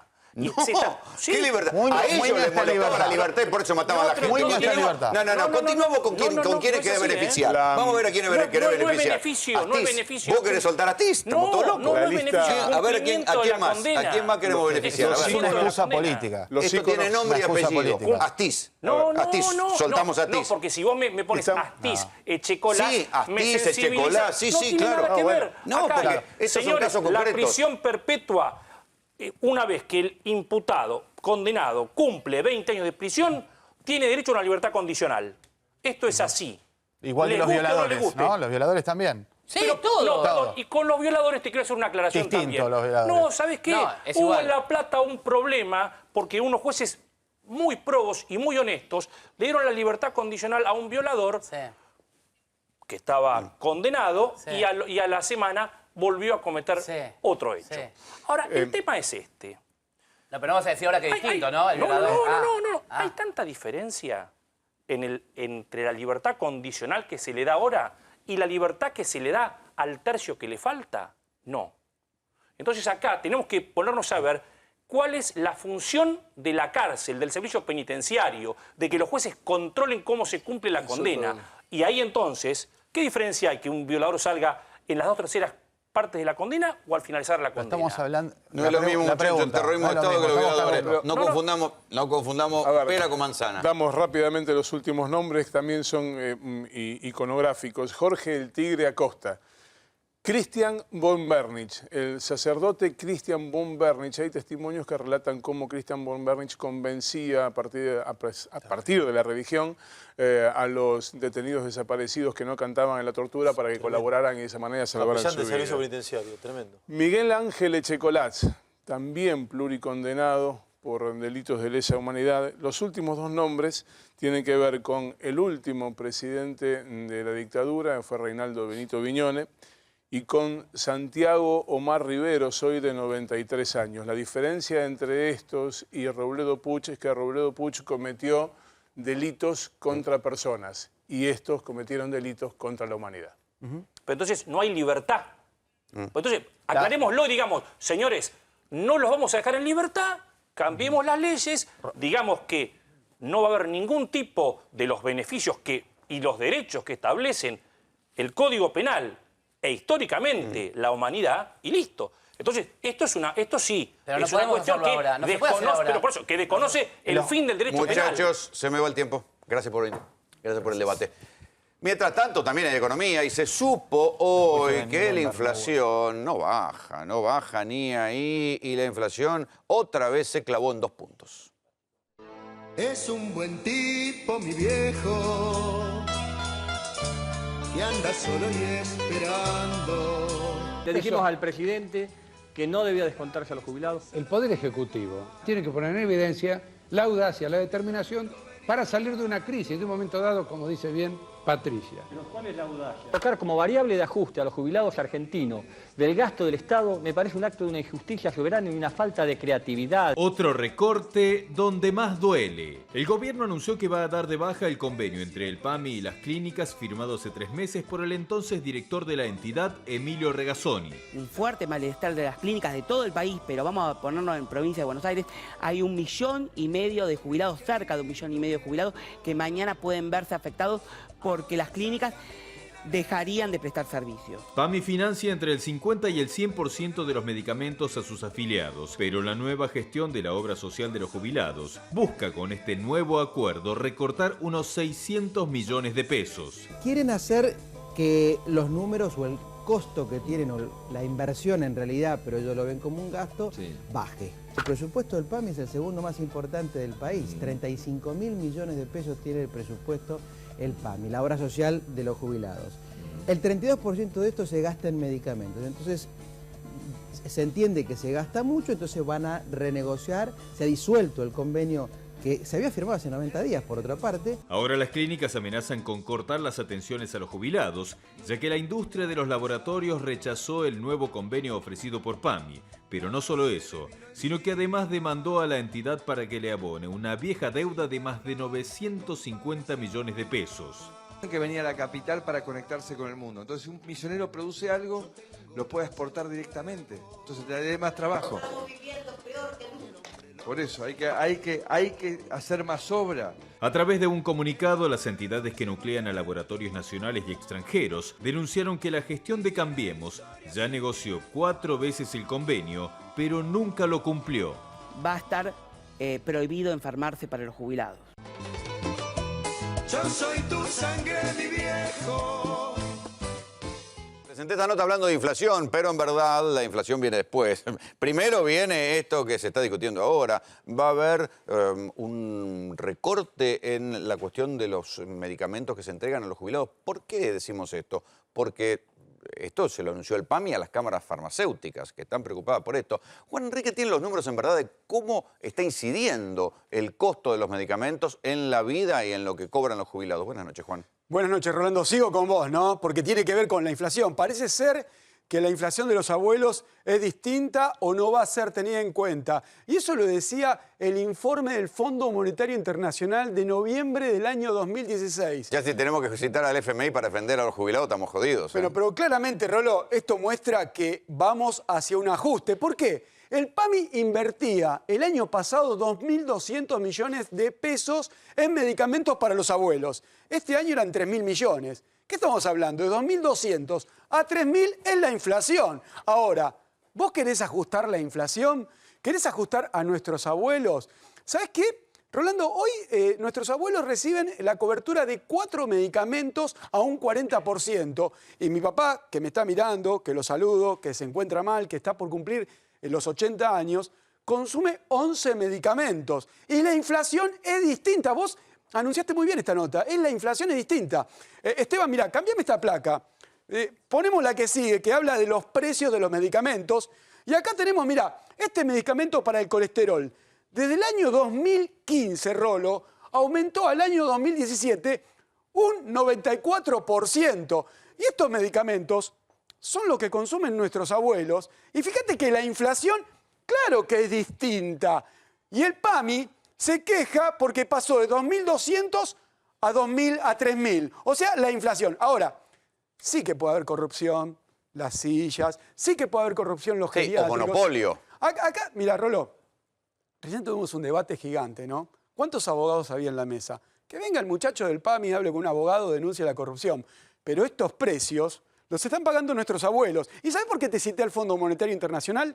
Porque en ese último informe del año pasado lo dice claramente en la página 17, que la inflación para nuestros abuelos va a ser distinta, que el ajuste viene por ahí. ¿Y sabes por qué te digo eso? Ahora, Esteban, volví a la primera imagen. Lo vamos a hacer rápido, Rolo. Porque acá, Rolo, a pesar de que mi papá está mirando, Carlos, saludos, que tiene 80 años, acá, Rolo, dentro de poquito nomás vamos a estar nosotros, Rolo. Vamos a estar nosotros también ahí. Y no vamos a tener medicamentos. Y vamos a tener los problemas que muestran esto es un informe también, que muestra los problemas que tienen nuestros abuelos. El 37% sufre de depresión. El 31,6% tiene problemas de salud. No tienen proyectos, no son felices, Rolando. Vamos a estar nosotros ahí. Y todo esto tiene que ver, rápidamente me interesa la mesa que tenés ahí, coeficiente de Gini, desigualdad. Y fíjate acá cómo vamos, desigualdad. El 10% más rico se queda con el 31,3% de los ingresos. Y no hablemos de los más pobres, ¿no? Rolo, estamos en un mundo que va camino a ser cada vez más desigual. Cristian González de Alessandro es abogado especialista en adultos mayores. ¿Qué es lo que está pasando? O sea, ¿por qué el PAMI ahora dice, bueno, no, les voy a pagar menos? Bueno, está pasando lo que estamos viendo, no solo los laboratorios, la industria farmacéutica es la que está en conflicto, pero es la que más visible es por el lobby, el peso que tiene, pero están los odontólogos, los oftalmólogos, los laboratorios, las clínicas. ¿El PAMI está recortando su presupuesto? El PAMI está recortando en distintas áreas, casi en todas, porque no le dan los números, dice ellos. Y en el medio es el jubilado el que es la variable de ajuste. Como dije, Ahora, ¿y cómo ustedes lo pusieron... explican que están recortando en el PAMI? No explican porque no hay nada. Así como teníamos un energúmeno, dije yo acá, mediático, que era Carlos Regazzoni, tenemos uno que está oculto y está haciendo el ajuste por atrás, que es peor. Y lo que venimos... Y después te lo desmienten. Y lo desmienten, no, de ninguna manera. Porque esta es una de las cosas de los tiempos. Acá Daniel Arroyo me va a coincidir seguramente conmigo, que nunca podemos estar seguros de ninguna cifra. Todo te lo presentan, no, en verdad estamos poniendo más plata. Y vos decís, pero macho, ¿me están sacando la silla? No, no es que te estamos sacando la silla. Buenas noches. Y toda cifra es, vamos mal, pero el mes que viene esto va a andar mejor y entonces va a recuperar. El objetivo es que vivimos en una etapa de ajuste permanente en el PAMI, en la vida cotidiana, en todos lados, y de movilidad social descendente. Pero más que te la niegan, porque te la niegan, disfrutan, te la maquillan. Este mes fue malo, pero en realidad el mes que viene va a andar así, en realidad va por este lado, por otro. El objetivo es que se está perdiendo ingresos, que se atienden menos a los jubilados y menos medicamentos, que los alimentos salen cada vez más caros, que no se reactiva el empleo, que no hay creación de empleo y que la gente se endeuda. Ese es el ciclo de pérdida de calidad de vida importante.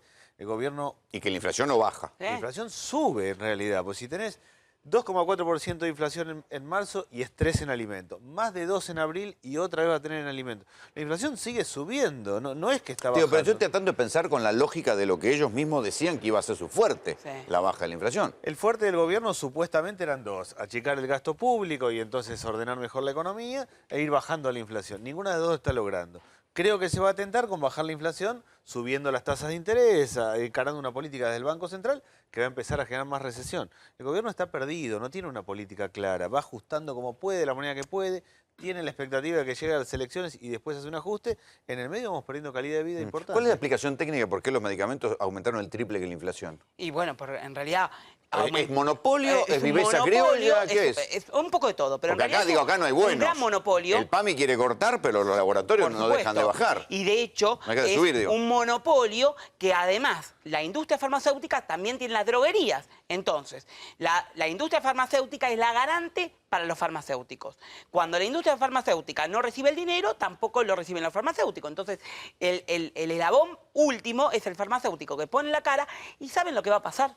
Y lo dije acá, lo dije en tu programa, van por el PAMI chiquito, van por el PAMI desguazado, desmantelado para los grandes servicios de farmacias, cuyo CEO está dentro del gobierno, y por el otro lado los grandes servicios Mario Quintana, el de Pharmacity. Sí. Que están ahí.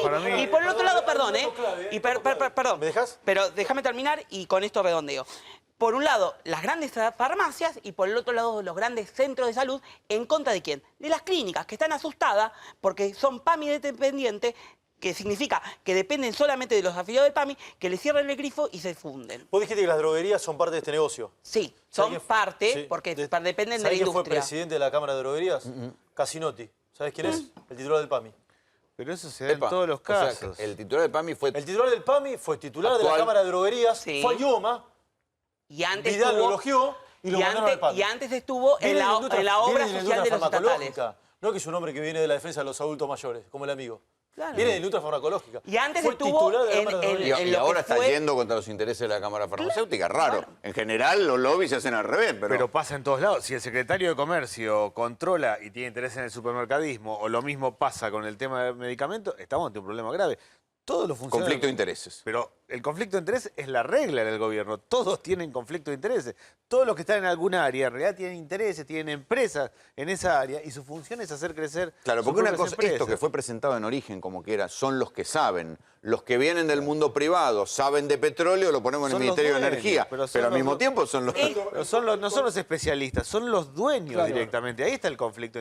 Una cosa es que alguien se haya especializado en energía y entonces le toca una función en energía, en turismo, en lo que fuera, y otro que tenga interés particular en su propia empresa. Eso es el gobierno. El gobierno va a estar en el gobierno transitoriamente y lo que firme va a beneficiar a su empresa cuando él se vaya. ¿Y cuál es su función en la vida? De cuando se va, su empresa esté mejor. Su empresa estaba acá, llega al gobierno, se va con la empresa acá. Ese es su Imagínate que objetivo. esto es la década de los 90. Repitamos en el PAMI la década de los 90. Vuelve al derete. Vuelve al derete ayornado. Ya no petizo, sino un poco mejor, pero igual. Así ¿Vos decís que marcha a la privatización de servicios en el PAMI? Pero claro que sí. A ver, hoy que se está viendo, que vuelve el sistema en las clínicas, en los médicos, en los oftalmólogos, todo lo que es el artesano, lo pequeño, viene el sistema capitado. ¿Qué significa el sistema capitado? Un pago único que las clínicas dicen que no les alcanza porque es de 426 pesos. Así que, o sea que las clínicas pequeñas van a perder. El valor el valor de un jubilado es de 426 pesos para un análisis, Está bien. la Y yo cirugía, te pregunto, etcétera. ¿y si esto mejorara la atención? ¿Sabés lo que va a pasar? Y yo te lo adelanto hoy. El jubilado que hoy tiene que operarse de cataratas va a la clínica y se opera. Con sus demoras, con su deficiencia se opera. Lo que va a pasar es que cuando ese valor sea 426 pesos, la clínica te va a dar un turno para una operación de catarata cada un año. O sea que un jubilado por año se va a poder operar, porque tienen que cubrir los costos. Claro, la cápita, porque no les dan. la cápita es un valor fijo que se le paga a cada clínica. De No se le paga 426 por persona. pesos. Entonces a una clínica pequeña le pagan 10 pesos. No, por servicio, no le pagan por servicio, claro, por exactamente, estudio. le pagan 10 pesos todos los meses. Claro. Y un mes van muchos jubilados y dicen, no, venga el año que viene. Clínica. Porque tienen la cápita cubierta. Clínica igual a 426 pesos. Un jubilado vale para el PAMI 426 pesos cuando se interna. La atención de la clínica, la hotelería de la clínica, el análisis clínico, el consultorio médico, eso es lo que vale un Lo jubilado. importante es decirle a los abuelos que todavía no pasó nada. El contrato este se firmó el 27 de enero, en teoría se estaría por rescindir, pero todavía no se rescindió. No, sí se rescindió. Ya Se mandó la carta documento, se pero mandó todavía la no- carta todavía no- documento rescindiendo la prestación. Hoy los jubilados, tanto en las clínicas, que están así, te digo que están así, las clínicas y las farmacias están sin cobertura por el PAMI y hoy no se sabe cómo va a reaccionar el PAMI. Es decir, que hoy los farmacéuticos están atendiendo sin convenio y sin garante, que es la droguería o la industria ¿Qué pasa farmacéutica. en la vejez hoy, en la vejez de los pobres? Primero, la vejez de los pobres es mucho más dura, mucho más compleja, es sin plata. Están los que se jubilan con la mínima, que son los famosos 6.394 pesos, pero están los que tienen pensiones más pequeñas y están los que tienen pensiones provinciales que están realmente con ingresos muy bajos. Y Viven de la familia, Viven de si la tienen. familia, si tienen que alquilar se les complica todo, si no tienen vivienda se les complica mucho, los medicamentos les salen muy caros. Yo he Es visto, yo realmente- sé que no es una categoría muy científica, pero últimamente he visto mucho viejo en la calle. Sí, y en los comedores. Pidiendo. Y en los comedores, en la calle y en los comedores. Una cosa que a mí me impacta es que en los comedores va la familia completa y la familia incluye al abuelo. Eso es algo impactante, que no estaba pasando. Hay un deterioro claro, o sea, es no tener nada, es no alcanzar en serio. Los costos fijos son altísimos, todo sale caro. Alimentos y medicamentos. Sobra sobre medio todo. mes, digo, la mitad del mes sobra para el que tiene un ingreso, que tiene una jubilación, lo que fuera, y va remando como puede, de la manera que puede. Porque esto es lo cruel, ¿no? Alimentos y medicamentos, que el es lo que más 80% consumen los para el jubilados, es lo que jubilado. más subió. Y hoy se está invirtiendo la tortilla. ¿Sabes qué, Rolando? Porque hoy lo que están haciendo los adultos mayores es sosteniendo la familia. La familia desmembrada producto del desempleo. La familia que lo vimos en el verdurazo. Fueron jubilados a pedir verdura, mendigando una bolsa de verdura para sostener a la nieta, y lo vimos en este canal, que lo mostraron en directo. Y Ese la verdad pasa a que pasa el ajuste de la era para jubilación. llorar, es para llorar. Hoy, el 70% de los jubilados son pobres. Numéricamente el 70% son pobres. Y lo que estamos viendo es que, por ejemplo, lo que te dan por un lado, como lo dije también acá, te lo quitan por el otro, porque el haber de esta famosa reparación histórica que supuestamente venía a prometer... Porque están diciendo que le mejoró a mucha gente en 1.500 pesos. 1.500 pesos de 8.000 pesos, un haber medio que el ANSES mismo dijo, de 8.000 pesos se fue a 10.000, Bueno, ¿sabés que te dieron 2.000 por un lado, pero 9.500 es el tope para empezar a pagar los medicamentos que antes tenías gratuito? 9.500, $1 tenés que pagarlo. O sea, que esos 2.000 pesos va al PAMI. O sea que a la industria. Si ganás más de 9.500, ya no tenés el derecho al medicamento gratis, y lo que te dieron por reparación histórica, hay que negarle te lo sacaron a un por el jubilado otro que lado. gana 9.500 pesos No, el derecho a cobrar más barato los medicamentos. Está claro que el gobierno no está pensando en un mejor servicio, ni está pensando en mejorar la situación social, sino en ajustar sus cuentas o eventualmente hacer un negocio estando de los dos lados del mostrador. Sí, pero con un doble discurso. Con un doble discurso, porque si se están ajustando en la práctica y después dicen, no estamos ajustando, estamos dándole más a nuestros jubilados. Es la política de ilusión. No, es el ajuste permanente. Y un ajuste permanente que después de octubre a alguien se le ocurre decir, vamos a hacerlo mucho más grave. Está complicado, Estamos ¿verdad? jodidos. Muchachos, muchísimas gracias por venir. Gracias. Así nos vamos. Esto fue Tercera Posición. Buenas noches.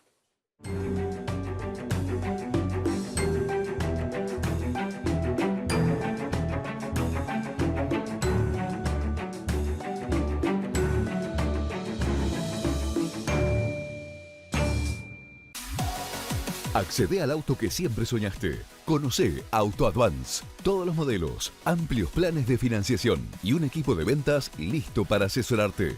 www.autoadvance.com.ar. Auto Advance lo hace posible. Ya está en marcha el plan de vacunación gratuito de la provincia. Conoce quienes necesitan vacunarse contra la gripe en gba.gov.ar/vacunación. Buenos Aires Provincia. Entre todos, podemos más.